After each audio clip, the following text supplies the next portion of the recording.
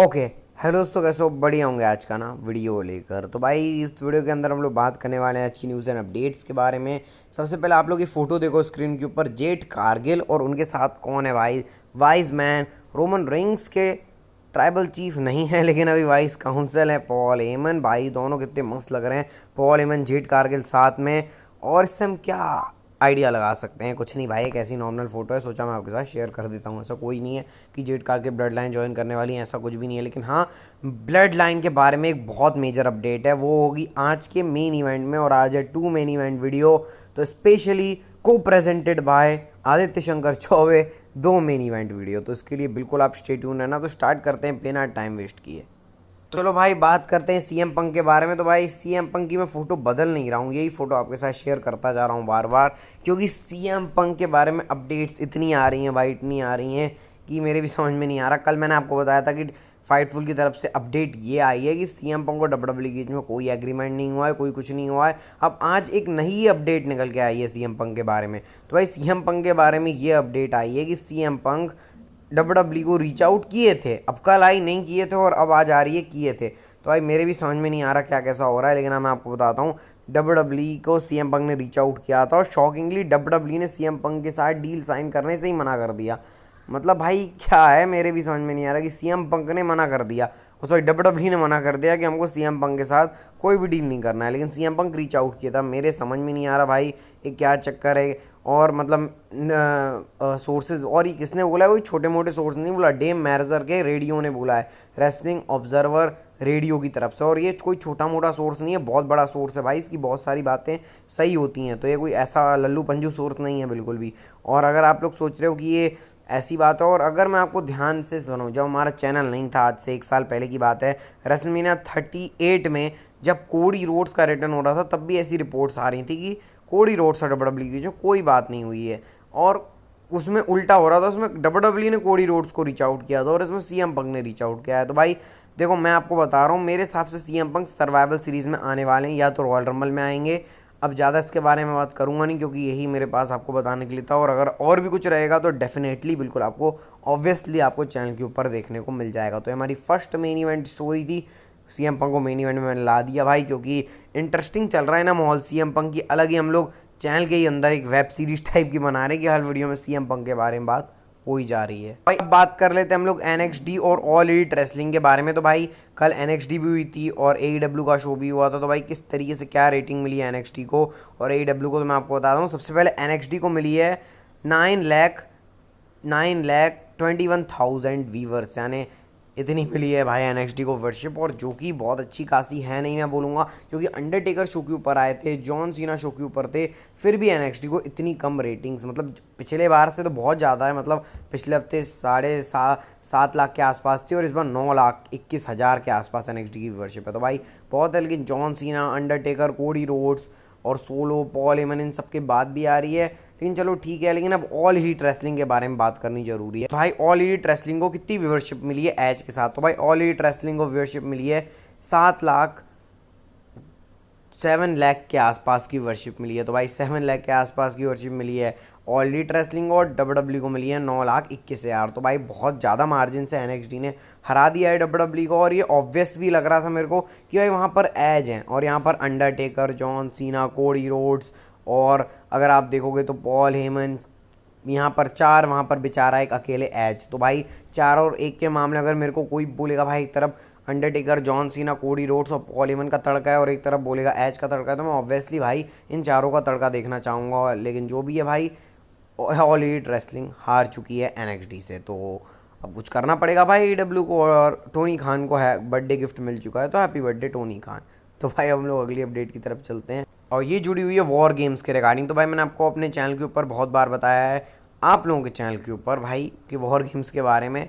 तो war games अब WWE, मतलब ऑब्वियसली बात है, मतलब ऑब्वियसली बात नहीं है, सॉरी, मतलब अब ज़्यादा चांसेस हैं कि अब डब्ल्यूडब्ल्यूई वॉर गेम्स ही कराने वाली है, क्योंकि रिपोर्ट्स आ रही हैं वॉर गेम्स हो रहा है भाई। बहुत इंटरेस्टिंग बात है और बहुत अच्छी बात भी है यार, क्योंकि मेरे को नहीं चाह रहा था चैम्पियन वर्सेस चैम्पियन हो, क्योंकि एक ही मैच उसमें देखने लायक है, Seth Rollins versus Roman rings, और वो भाई कभी बाद में भी होगा। और सेथ रॉलिंस ने बोला है था कि मैं अपना करियर ख़त्म होने से पहले एक बार रोमन से लड़ूंगा, तो वो तो मैच हम लोग देखेंगे। लेकिन वॉर गेम्स भाई साल में एक बार होता है, बहुत कमाल का होता है, तो मैं इंटरेस्टिंग रहूँगा क्या वॉर गेम्स हो सकता है। भाई मैं आप लोगों के लिए एक चीज़ लाया हूँ, ये अपने स्क्रीन के ऊपर देखो यार, मेरे को ट्विटर के ऊपर ही मिला। एक तरफ है डेमियन प्रीस्ट, कौन है यार, हाँ sorry Damian Priest, Dominik Mysterio, Solo Sikoa, Finn Balor और जिमी ऊसो। दूसरी तरफ है John Cena, Randy Orton, LA Knight, Cody Rhodes और जे ऊसो। ये वॉर गेम्स होता है, तो भाई इमेजिन करो कितना खतरनाक होगा। ब्लड लाइन और जो हमारी वो है जजमेंट डे, वो मर्ज हो जाएगी वॉर गेम्स में, और सामने होगी जे ऊसो और जॉन सीना वाली टीम, जिसमें होंगे कोडी रोड्स, एले नाइट और रैंडी ऑर्टन। इंटरेस्टिंग रहेगा वॉर गेम्स किस तरीके से शेप लेता है। अब बात करते हैं हम एज के बारे में। तो भाई एज आए थे पॉडकास्ट के अंदर क्रिस जेरिको वाले, उसके अंदर एज ने दो बातें बहुत अच्छी रिवील करी। सबसे पहले जजमेंट डे वाली बात, भाई मतलब जजमेंट डे जो हम फैक्शन को देख रहे हैं अभी, जो अभी बहुत अच्छी चल रही है, तो आपको पता है भाई जजमेंट डे की शुरुआत एज ने करी थी। तो एज ने अपने उसमें पॉडकास्ट के अंदर बताया, सॉरी पॉडकास्ट नहीं था, सॉरी अपने इंटरव्यू के अंदर बताया कि भाई जो जजमेंट डे थी ना, वो एक साल बाद टूटने वाली थी। मतलब एक साल बाद फिम बैलर जजमेंट डे को ज्वाइन करता और मेरे ऊपर तीनों अटैक करने थे। वो प्लान बहुत जल्दी हो गया, मतलब वो प्लान हमको हेल इन अ सेल के बाद ही देखने को मिल गया। और एज के मतलब जो ओरिजिनली डब्ल्यूडब्ल्यूई का प्लान था वो एक साल बाद था। तो भाई इससे ये पता चलता है हमको कि, और भाई सही बात है, और एज ने बोला क्योंकि मेरे ऊपर सूट नहीं कर रहा था वो जो जजमेंट डे वाला गिमिक है। क्योंकि भाई किसी भी गिमिक को मतलब एक सुपरस्टार के ऊपर फिट बैठ जाता है ना, तो उनको लग रहा था वो सूट नहीं कर रहा था, इसलिए उनको अलग डायरेक्शन में जाना था। तो भाई ये सही भी बात है और ईजी बात हमको पता चली। भाई मेरे को जब भी पता चली ना, तो मैं समझ गया कि भाई इस तरीके के प्लान चेंज होते हैं। इसलिए मैं आपको हमेशा बोलता हूँ भाई देखो, जो मैं आपको चीज़ें बता रहा हूँ ना, वो चेंज हो सकती हैं। जैसे मैं आपको कोई रिपोर्ट बताता हूँ, तो भाई वो रिपोर्ट है कि हाँ ऑलमोस्ट ये चीज़ होगी, लेकिन डब्ल्यूडब्ल्यूई अपने गियर्स पुल भी कर देती है। और दूसरी बात, अब आपके दिमाग में एक और क्वेश्चन आ रहा होगा एज के रिगार्डिंग, कि एज ने AEW को ज्वाइन किया या फिर AEW ने, मतलब जो ऑल एलिट रेसलिंग उन्होंने एज को रीच आउट किया। तो भाई एज खुद गए थे AEW के पास कि उनको आना था उसमें। अब ये क्या हूँ कैसे, मैं आपको मल्टीपल रीज़न बता चुका हूँ, क्रिश्चियन और भी बहुत कुछ।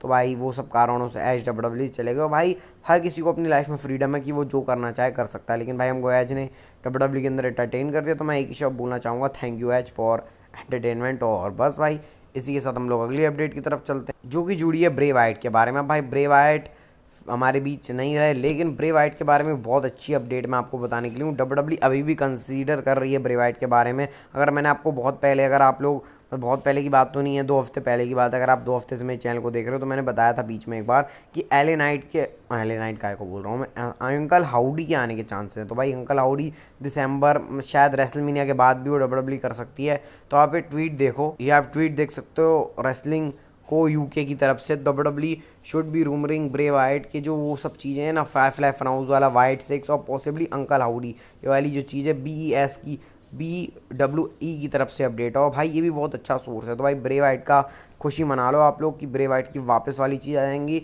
अब ब्रे वाइट हमारे बीच नहीं है, लेकिन हमको प्रोडक्ट उनके वापस से इन्जॉय करने को मिल जाएंगे। तो ये शायद रेसलमेनिया के बाद होगा, और अच्छा भी है भाई, रेसलमेनिया तक बिल्कुल स्टैटिक कार्ड रहे, उसके बाद जो नई शुरुआत है वो हो। तो भाई मैं देखने के लिए बहुत एक्साइटेड रहूँगा कि ब्रे वाइट का कैसे डब्ल्यूडब्ल्यूई वो करती है, उनको याद करती है। तो चलो भाई रॉ की व्यूअरशिप के बारे में बात कर लेते हैं, मेरे दिमाग से अभी निकल गया था, अभी याद आया तो बता देता हूँ। तो रॉ की व्यूअरशिप इस हफ्ते की कितनी आई है भाई?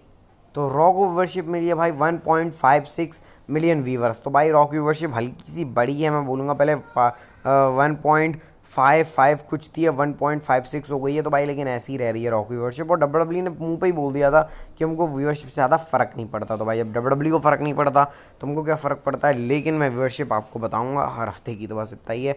अब हम लोग चलते हैं आज की नेक्स्ट फैन स्टोरी के बारे में, जो कि है हमारी सेकंड मेन इवेंट स्टोरी। और इस सेकंड मेन इवेंट बहुत खतरनाक मेन इवेंट वाली है, क्योंकि इसमें डबल डोज है आपको।